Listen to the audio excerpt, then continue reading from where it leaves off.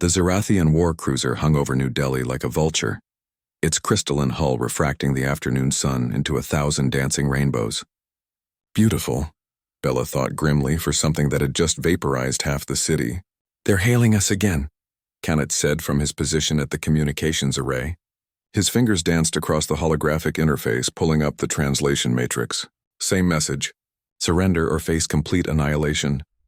Bella's jaw tightened as she checked the magazine of her assault rifle, an old M4 variant that her grandfather had used in conflicts decades past. Around her, the remnants of Earth's defense force huddled in the underground bunker clutching similar relics. Kinetic weapons. Gunpowder and lead. Technology the Zarathians had dismissed as charmingly primitive when they'd first made contact. That had been 3 months ago, before the demand started. Before the ultimatums, before humanity learned that their new neighbors viewed them as little more than an infestation to be cleared from a valuable piece of real estate. Tell them, Bella said slowly, that humanity doesn't surrender. Kanat hesitated. Bella, their shields can deflect plasma weapons hot enough to melt starship hulls. Our energy weapons can't even scratch them. What makes you think? Their shields are designed for energy weapons, she interrupted, her voice carrying across the bunker. Every soldier turned to face her. They've fought 1,000 species across 100 galaxies, and every single one of them evolved past kinetic weapons millennia ago. Their shields are calibrated for particle beams, plasma bolts, and laser arrays. She held up her rifle. But nobody shoots bullets anymore. Nobody except us primitive humans. Understanding dawned in Kanat's dark eyes. He'd been with her since the beginning. Since they'd both been freshly minted lieutenants convinced they'd spend their careers dealing with terrestrial threats. Now here they stood, humanity's last gambit against an empire that spanned star systems. It's insane, he whispered. But he was smiling. Insane is our specialty, Bella replied. She turned to address the assembled soldiers. 200 men and women, armed with weapons that belonged in museums, facing an enemy that had conquered worlds. Listen up. The Zarathians think we're jokes. They think our weapons are relics. They're about to learn that humans didn't claw our way to the top of Earth's food chain by fighting fair. She activated the tactical display. The Zarathian ground forces were advancing through the city streets above, their shimmering energy shields flickering like soap bubbles. Plasma rifles at the ready, confident, arrogant. 3 squads, Bella commanded. Cannot you take the east approach? I'll hit them from the south. 3rd squad provides covering fire from the rooftops. Remember, aim for center mass. Their shields might stop energy, but they've never been field tested against good old-fashioned lead moving at 900 meters per second. The soldiers moved with practiced efficiency, years of training overcoming the surreal nature of their situation. Bella caught Kanat's arm as he passed. If this doesn't work, she began. Then we go down fighting, he finished. Just like humans always have. They emerged into the shattered cityscape 30 minutes later. The Zarathians had formed a perimeter around their landing zone, their tall, crystalline forms glittering in the smoke-filled air. Bella counted at least 50, with more emerging from the transport ships. The lead Zarathian, a commander judging by the elaborate patterns etched into its carapace, spotted them immediately. Its translator crackled to life.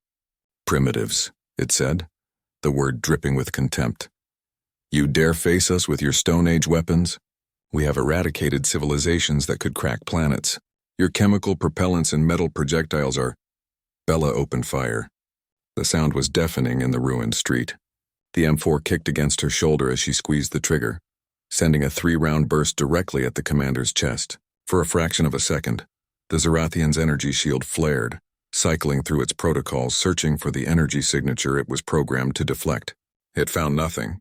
The bullets punched through the shield like it wasn't there, tearing into the crystalline flesh beneath. The commander staggered, a sound like shattering glass emanating from its form.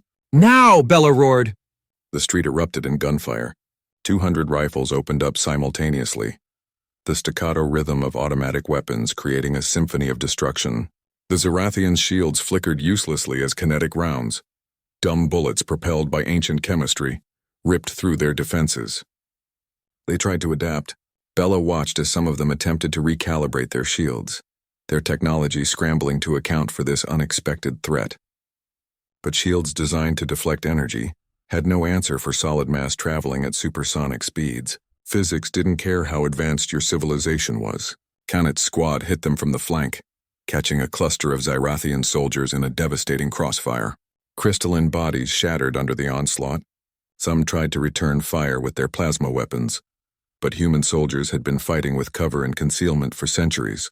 The Zyrathians, accustomed to shield-to-shield warfare, stood exposed in the open street. It was a massacre.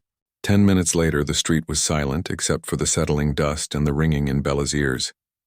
50 Zyrathian warriors lay dead, their sophisticated shields and advanced weapons useless against humanity's primitive technology.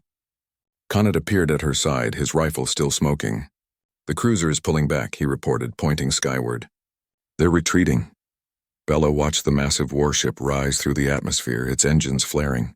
Within hours, every human resistance cell across the planet would hear what happened here. The Zyrathians weren't invincible.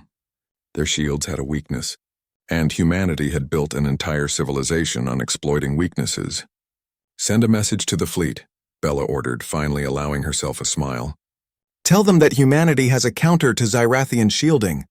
"Tell them that we're going to teach these bastards why you don't pick a fight with a species crazy enough to strap explosives to metal tubes and call it transportation," Kanet suggested. "Something like that."